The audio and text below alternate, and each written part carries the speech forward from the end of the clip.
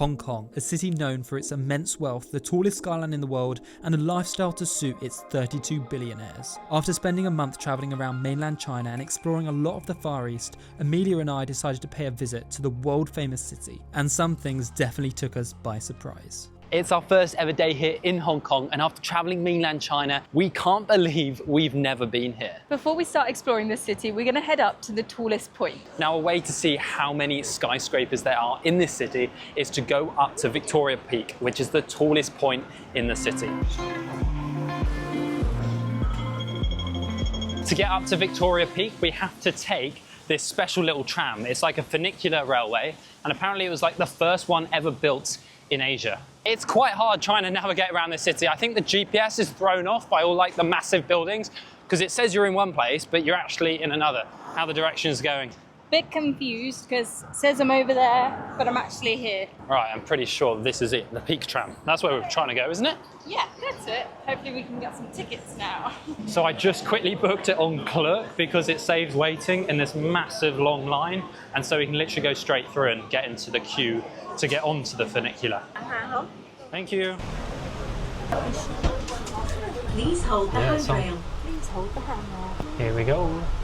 It's definitely a lot more modern though, than I imagined. So apparently they renovated it in 2022, so that's why it looks a lot more modern than when it was made in the 1800s or something. Oh my gosh, look at the track right up there.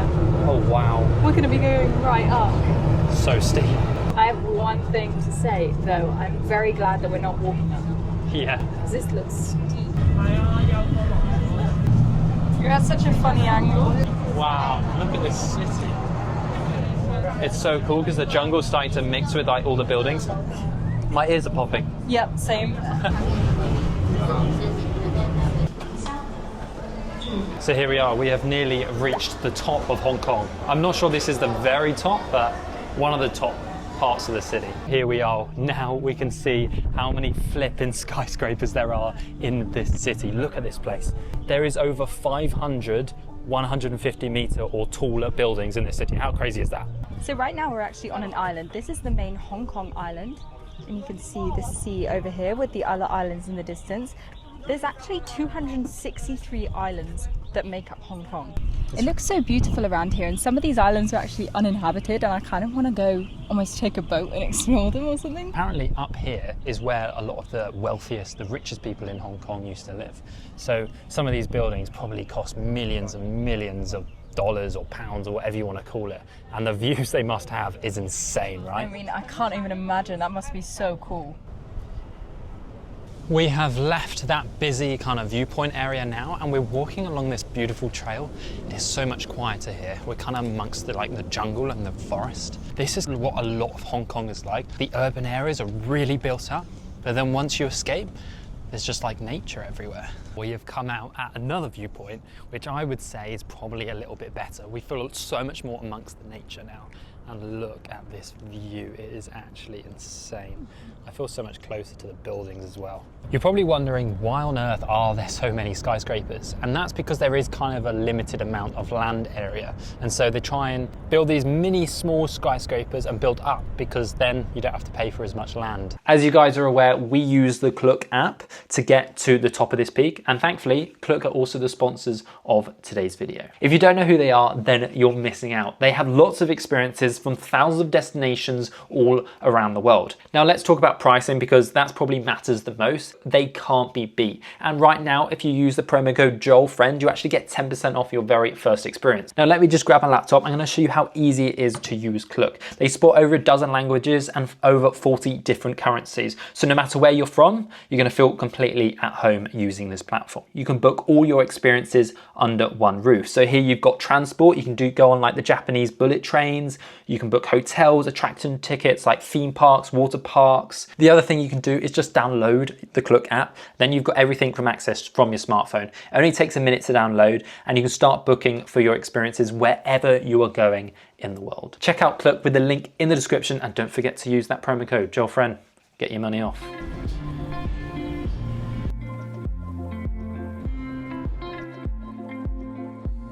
So we are back down from the funicular now, and we're in the heart of the city. This is central. One thing you can tell really quickly when you get to Hong Kong is how many shopping malls there are, how many like expensive shops there are, like Rolexes, Louis Vuitton, all that kind of stuff. It's just everywhere. And you also have so many like posh English brands which I haven't seen anywhere else in Asia. You have M&S's everywhere and Pret a Manger. If you're not from London, just know that those are kind of posh food places in London. There it is, Marks and Spencer's. These Pink Lady apples are $55, which is about £5.50. £5.50. They've literally taken the UK's most expensive supermarket and doubled, tripled the price on some things. If you are an expat here, they literally have everything you want, even like fish and chips, roast potatoes. They got it. So around here, we think there's like the longest outdoor escalator or something in the world. So we're gonna try and find it because I feel like that'd be a pretty cool thing to tick off the bucket list. Didn't really know it was on the bucket list, but anyway. I guess this is the escalator. What do we do now? Where does it take us? Let's just see. Okay. Just wait on here for a few minutes. More of a conveyor belt than an escalator. I'm having fun. This thing just doesn't stop, does it? It doesn't. We're gonna be lost by the end of it. How many steps are we gonna have to take back down? I know, we didn't think about that, did we? No. So this escalator has now turned into more stairs, but it just keeps on going on. We must have been on like, I don't know, 5 or 6 different escalators, but they all kind of conjoin. There's just a few steps between them, like here. We've given up on getting to the top of the escalators because they just kept going and we don't really want to go in that direction. So now we have to walk down all these stairs because there's not an escalators down. There's only escalators up, unfortunately. For lunch, we want to try and have some local Hong Kong food. And we know that we love dumplings, and apparently like dim sum and dumplings are really popular here in Hong Kong.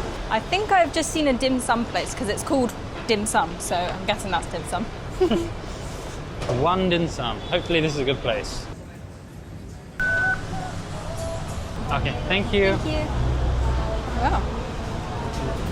We just got some takeout dim sum because it was really busy in the restaurant. So let's open up this thing and have a little look at what's in here. Oh, it's a good bag. We're also just come into this incredible looking park. It almost looks like we're in like a European square somewhere. Dim sum is very popular here in Hong Kong, but it doesn't actually originate from here. It originates from like the Guangdong region, which is the very southern part of China. Here we've got some like rolled rice. I'm not even sure what it is. It kind of looks a little bit interesting. Oh, that's pretty good. Yeah?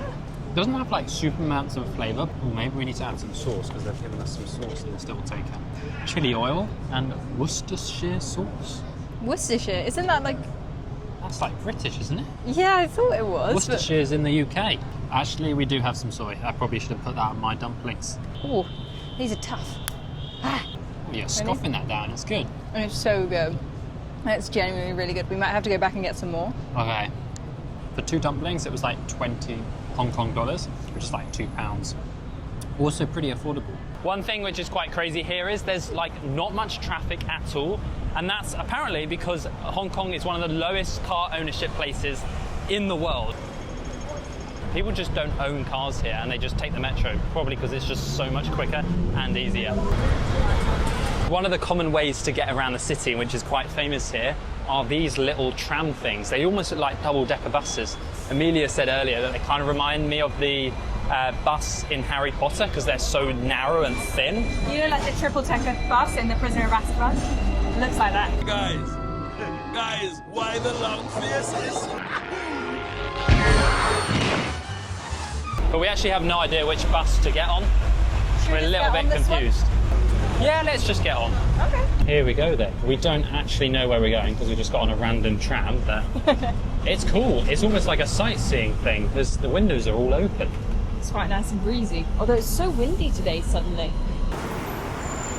I didn't realise how wobbly it would be up here. I guess these were made a long time ago. I know, it's like shaking violently. I can barely get a still photo. All right, let's get off this tram. Thank you. Even though we were on that tram for like 20 minutes, it is still so busy around here. And again, like there's posh shopping malls, they've just passed an Apple store. This city must have so much money. Here we go, it's like another Times Square, like back in Central, but we are now towards Causeway Bay. So one of the crazy things is, because this used to be owned by the British, there's lots of signs like Great George Street. If you're anything like me, obviously that sounds nothing like a Chinese name, but yeah, there are lots of streets here. There's like Nathan Street, George Street. Over there is Victoria Park, which is obviously named after Queen Victoria. You can really tell such a difference between here and mainland China. I don't know if it's just the British influence, but there's also quite a mix of different cultures, but I kind of like it. There's so much going on. We just got the tram back into the central part of Hong Kong, and the weather has changed a lot since we were up on the peak earlier today. It is looking cloudy, and earlier apparently there's like a typhoon warning, like level 1 or something.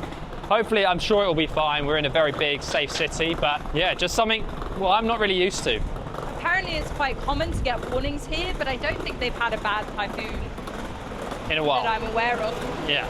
This city seems to have a lot of different forms of transport, and we're now going to take the ferry over to the other side instead of taking the metro. Over the other side of the harbour is exactly where we're staying, so we want to show you around that area. Pier number 7 Star Ferry, that's the one we're taking to Shim Cha Chu. I don't know how you say it. A little tip, if you want to go onto the top deck when you go over the ferry, make sure you go onto the top floor of the ferry pool. Here we go, onto the ferry. We were one of the first on, so we got good seats. This is cool, we got a good view. I think this only takes around 10 minutes, but apparently when they originally did it, it used to take an hour. I guess because they didn't have an engine on the boat, or I'm not sure. But maybe they just had to row.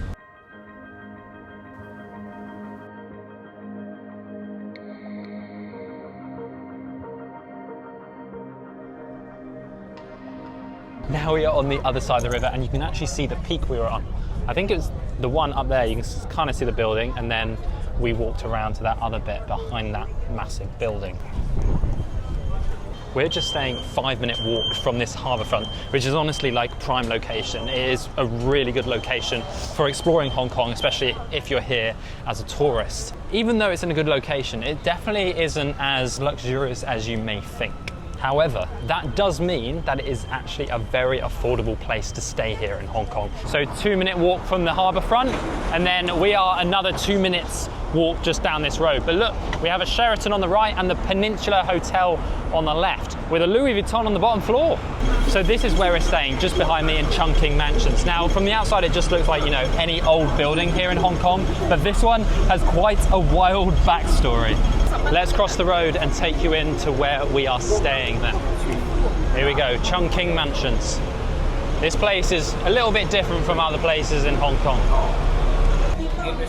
No, thank you. thank you. So first off, we mostly have like money exchanges and stuff, but then there is lots of other stuff as well. So welcome to our room. As you saw downstairs, it is super multicultural, and this place doesn't even feel like you're in Hong Kong or even China. Before we show you, this room is extremely small and probably one of the smallest rooms we have ever stayed in. But there are rooms in Hong Kong which are far smaller than this, which are kind of nicknamed cage rooms. Anyway, let's show you our room. So we do actually have a bit of room to move around, and then this is our bed, pretty much taking up most of our space. But the good thing is, underneath the bed, they have like storage, so we can actually put our stuff and actually be able to walk and move around a little bit. Honestly, when we first arrived here and walked through this building, I thought this is a little bit dodgy, but actually it's been fine. The guy here is really nice. It's been cleaned. I mean, we've had fresh towels every day, so that's pretty good. The AC is a little bit loud though. I think this is the loudest AC I've ever heard. Let me turn it on. I don't know if you can hear how loud that is, but when you're trying to sleep, trust me, it gets a bit annoying. The only good thing about it, it's a very low droning sound, so your mind just kind of forgets it after a few minutes of that. And then if we take you into the bathroom, this is what a lot of the bathrooms look like in Hong Kong. Basically you have a shower which is over the toilet and basically just a very small closet. But we do have hot water, which is very nice, and honestly it's not too bad. The floor dries very quickly, can't complain too much. Now, for the price. This place is only costing us £31 a night on Airbnb. So if you actually booked it in person or you booked it other ways, you can probably actually get it a lot cheaper than this. I've seen as low as £10, £15 a night online, but you might not get quite as nice or as clean a room as in this room we are staying in. As you can see when we got off the lift, this building is extremely old. It was built in 1961 and there have been a few renovations, but the main place has not been upkept very well, and so it really doesn't have the best smell. This is part of the stairwell. I've just seen about 3 cockroaches running about the floor here. It's absolutely slightly gross. It doesn't smell good. This place definitely hasn't been cleaned in a while. In Chongqing Mansions, in this one building, there is 1,980 rooms. Over 4,000 people stay in this one building every single night. Now, a lot of backpackers and travellers actually stay in the guest houses here because it's so affordable and has such a good location. Today, Chongqing Mansions has a lot of guest houses, but back in the day, this place was dodgy and there was illegal drugs going through here, prostitution, and things have changed quite a bit since then, especially because there is now loads of CCTV all over the building. Now, on the bottom floor there was a lot of second-hand phones being sold, and apparently, I don't think it's still happening today, but 20% of sub-Saharan African phones came through this one building and then being traded and taken back to Africa, because in Africa the phones are a lot more expensive and can be sold for massive profits. A lot of that dodgy stuff does not happen anymore, and even though this place does feel very run down, it is also very affordable accommodation. So if you do want to stay here in this very famous building, then I'll leave a link in the description and you can stay in this place.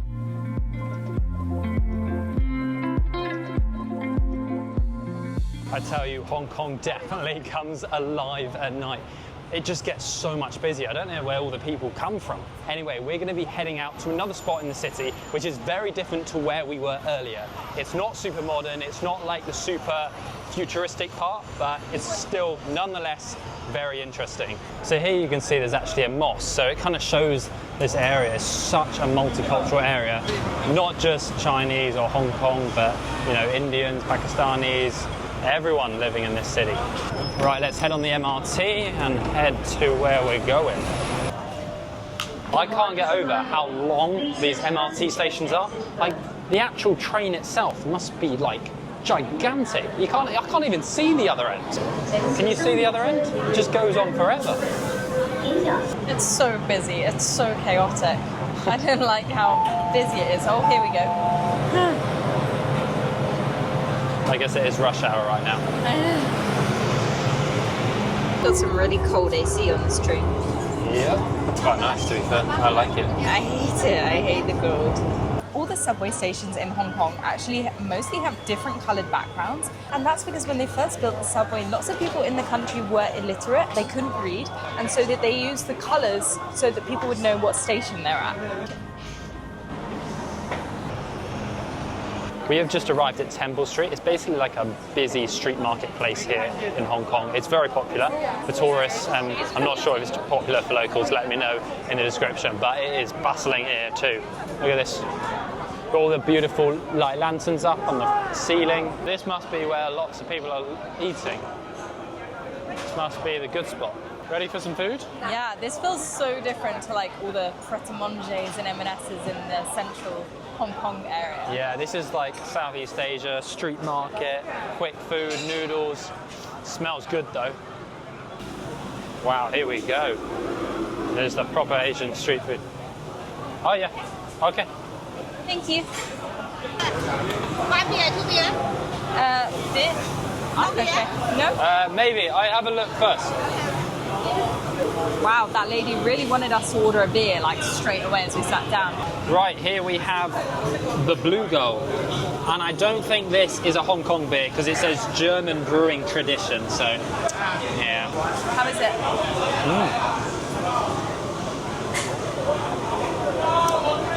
This place definitely seems like a bit of a tourist trap. Like, the food is so expensive, especially compared to like mainland China. Almost UK Chinese takeaway prices, but we don't care. We just want to try the food, and this is here, so let's give it a go.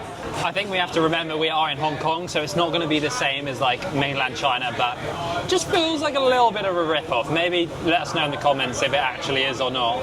Here we've got our sweet and sour chicken. We ordered another dish as well. I know this is a bit of a classic British Chinese takeaway dish, but... But it's actually the national dish of Hong Kong. Ooh, Oh, and wow. these are noodles. Oh, Yeah. You need a beef. beef. Okay, this one beef. Okay, thank you. Wow. That is a lot of flipping noodles, isn't it? That is a lot. These are our beef noodles. We are not going hungry tonight. There you go.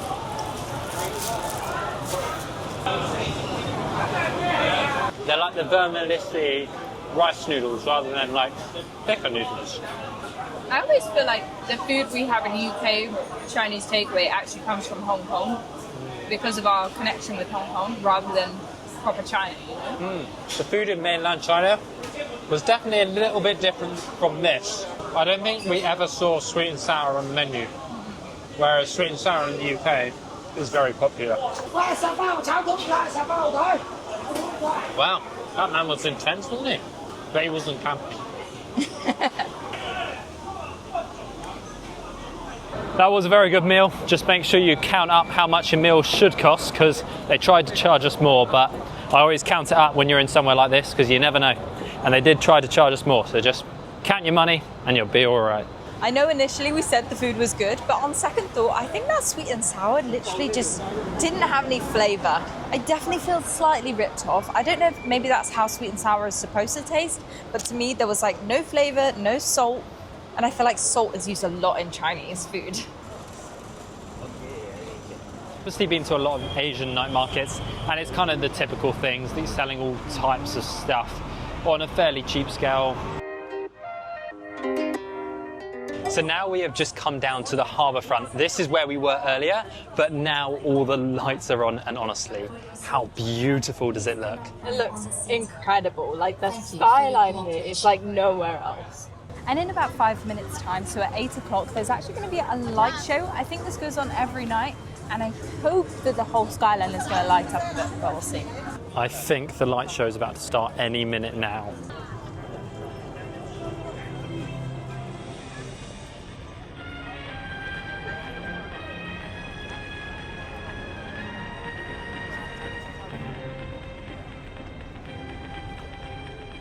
It's mental how busy it gets around here at 8 PM because of the light show. So make sure you come a bit early and make sure you get a good spot, because we were definitely hiding behind some people there.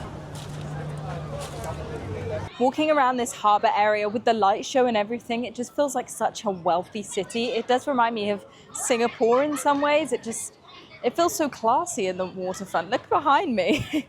For us, this city honestly feels quite homey compared to a lot of cities in Asia. It really does feel similar to a London, New York, but you've still got that Chinese influence, which is really interesting. I really do love this city, and I'm sure we will be back at some point. Anyway guys, thank you so much for watching. Please go down there and hit the subscribe button, and we will see you in the next video. Bye!